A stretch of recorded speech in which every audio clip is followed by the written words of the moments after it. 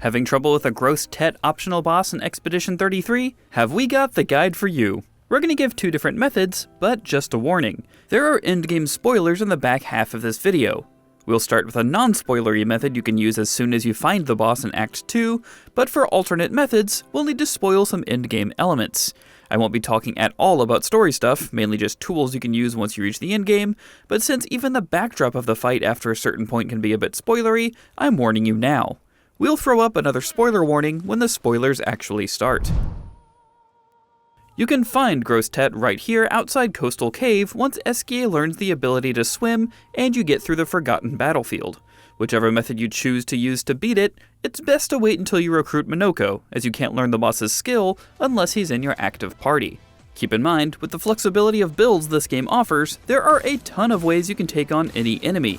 Make sure to drop in the comments below if you found another super efficient one, or check out our various build guides on IGN.com. For the first method, you must survive until Grosse Tete's 12th turn. It only has one attack where it bounces on you, but it adds 2 repetitions every turn. That means you have to get to its 12th turn, where it bounces 24 times, and survive until the end of it, which means lots of dodges or parries. If you get through all of its attacks, it just explodes. Just like a real-life street fight. To help you survive, look for any Pictos/Luminas, weapons, or skills that grant shields or shell to your party. Examples of useful Luminas include Auto Shell, Defensive Mode, Greater Shell, SOS Shell, and especially Second Chance if you have it. And if you can afford them, Healing Parry, Healing Share, and Effective Heal have great synergy together as your party will feed off each other's parries to restore health if your real-life baby starts screeching like a pterodactyl, and while temporarily distracted you happen to get hit. This is all hypothetical, of course. And please forgive my French pronunciation after this part, but some useful weapons are Mael's level 20 Chantanam and CL's level 4 Sadon for shield generation. And Minoko's Creulet Barrier is a great skill to apply shields every turn.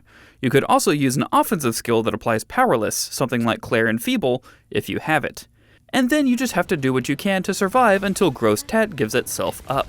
Honestly, if you don't want to do all the prep legwork, it might be useful to just skip all your own turns so he keeps attacking and you can stay in rhythm.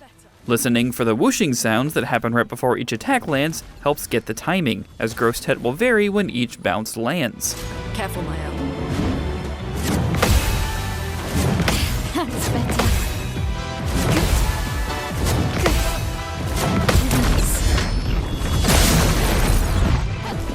Alrighty, here's where we get into Spoiler City. So this is your final warning for anything up until the final objective of the game. If you want to kill Grosse Tete before he explodes, because of its giant HP pool, about 2.9 million on Expeditioner and 3.9 million on Expert, we don't recommend fighting it until after you receive the painted power Pictos and unlock the corresponding Lumina, so everyone can deal more than 9,999 damage. With those damage limiters in place, you'll probably just end up timing the boss out like you would in the first method. I would focus exclusively on parries rather than dodges, and build your party towards that end. I use CL, Mael, and Minoko to beat it, with CL and Mael focusing on damage since I'd been pumping points into their might and luck, and Minoko acting as a support. Whatever party you use, make sure Minoko is in it or he won't learn the enemy's attack. Here's how I set up everyone's equipment. Grosse Tete is resistant to fire, and weak to ice and dark. With Minoko, this doesn't matter too much as he's acting as support, but make sure you have CL on a dark weapon, and once again I apologize for my French, I use Chadion for the extra foretells, but Lustesson might work even better with the dark buffs, and then put Mael on something that isn't fire. I used a level 20 plus Lithium to always be in Virtuous stance after counterattacks, and auto-apply Shell every time I left it. More on that later. As far as Pictos and or Lumina go, a non-negotiable for CL and Mael is Painted Power so they can break that damage limiter, and Energizing Parry should be on everyone to max out their AP potential. I also gave everyone Second Chance so they had an auto-revive. But at 40 Lumina points, I know how expensive it is, so you can forego that if you don't need the safety net. Also, I didn't focus too much on marking enemies, but that certainly can be a route to build towards, especially if you use Mael's weapon that I recommended above, Lithium, since she won't remove marks while in Virtuous stance. An important Pictos for Minoko is Greater Slow, So Lancelier Impale, or a different ice attack, will prevent the boss from taking more turns, and First Strike, so he can slow it right from the get-go.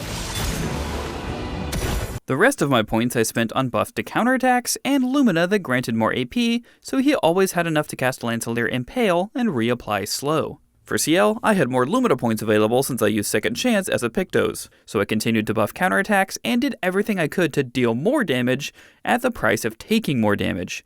So Lumina like Glass Cannon, Inverted Affinity, Confident Fighter, and Immaculate. If you parry every attack coming your way, she will be an absolute powerhouse once she enters Twilight. For my L, if using Lithium like I did, to make use of her weapon's ability to keep granting Shell, you'll want Longer Shell, Powerful on Shell, Greater Powerful, and SOS Shell. After that, buffs to counterattacks and damage will be helpful. If not using the various buffs that come with reapplying Shell, building her out similarly to CL should work, with buffs to damage and counters. For the actual fight, apply Greater Slow with Minoko every turn by hitting the boss with Lancelier Impale to keep it from taking as many turns, and apply support spells as needed depending on what you have unlocked for him, whether that be applying Powerful to your allies, granting them shields, or further debuffing Grosse Tete. But focusing on just slowing it down should also work fine. For CL, use Focused Foretell to apply Foretell if the boss doesn't have any yet, otherwise marking cards works well. Bounce back and forth between applying Foretell cards and spending them with Sealed Fate, our Sacrifice, if you don't mind taking your allies' health, and Twilight Dance if you have the AP while in Twilight, to give yourself another turn with boosted damage. For my L, since she'll often be in Virtuous stance already if using Lithium and you're hitting your parries, Fleury Fury will maintain Virtuous and break the boss if its meter's high enough, and Stendhal will just absolutely nuke if you have the AP. Between CL and my L, you shouldn't need many turns to take it out. Otherwise, it's just parry, parry, parry, parry. Once you take it down, you'll receive the Warming Up Pictos, which ironically would have been a great deal of help in this fight as it makes you stronger every turn. You'll also acquire its foot if you have Minoko in the party, granting you the Grosse Tete Whack skill, which does 5 hits of high single target physical damage and applies Defenseless for 3 turns. Man, that looks familiar. Hopefully you watch this guide and just blaze through this thing, but on the chance you need any more help with Expedition 33, check out our growing guide on IGN.com. Also, I want to give a shout out to our sister site Maxroll, who have an amazing tool for building out your party on a web page. It's a really cool module to mess around with, and great for brainstorming party compositions. And for everything else gaming, keep it right here on IGN.